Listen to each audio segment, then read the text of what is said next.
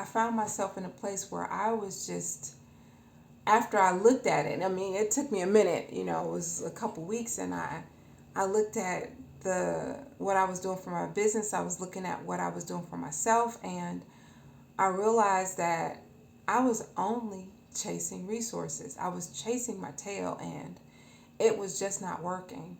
The sad part about all of that is when I first got there, I was so gung ho about really building my business and, you know, getting my book out there, getting my business name out there and everything. I, you know, hooked up with the SBA, have a really great business coach, and she was helping me, but I was so exhausted from walking around all night. We'd be in meetings and I'd be nodding, and I felt so bad because that's really not my character. But it was the situation. And I realized that until I was housed, there was nothing I could do with that business. Really nothing. And so that's when I really started, you know, chasing the resources, thinking, okay, well, I'm going over here. Maybe they can help me, you know, with stability. Once I get the housing, then everything else will fall in place. But that permanent housing just seemed to never, ever come. And so I realized I was spending all my time chasing resources, and I was getting nowhere in terms of stability. So I knew something had to change. Wow, that's a lot. So basically, what you're saying is that during this time, you know, you were really just kind of getting immediate services that you needed. Nothing in terms of more permanent housing was even in the picture, sounds like. How did that make you feel? And how long exactly did you do this chasing of resources, as you put it? You know, at first, it just felt good to get a shower. I'm not even gonna lie to you. That was the one thing. And I believed that I would meditate. I was meditating and visualizing a shower. And it's like when I did that, that's when I found the place where I could go to actually get a shower.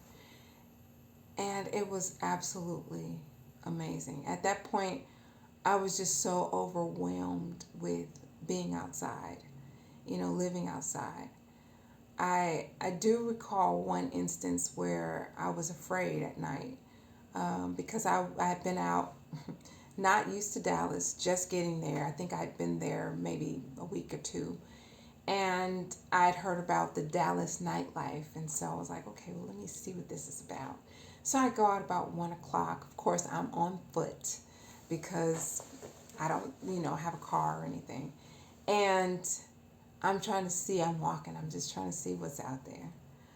And some person in an SUV, a black SUV, rolls their window down as I'm walking, and they're trying to pick me up, you know.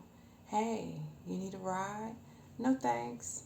You know, I keep walking, they circle around and come right back. Hey, I'm not gonna bother you, just come to the car. No. And I keep walking. They don't get the hint, so they start following me. I'm being chased. You know, I'm dipping down streets and hiding behind cars. I end up going into an open hotel. I talked to the valet, and he allowed me to go inside because it was really late. Like I said, it was about 1. By this time, it might have been a little after 2 o'clock in the morning. And so I get in there, and the the attendant is she's really nice. She lets me sit in there for about 30 minutes till the coast was clear. I called myself an Uber, and I was able to, you know, get back to the other side of town. And I thought I was safe. I'm walking across the street going to a gas station, and what do you know? This same SUV comes. And the way I know, he went straight, and then he whips his car around again. So I mean, that was a scary moment for me.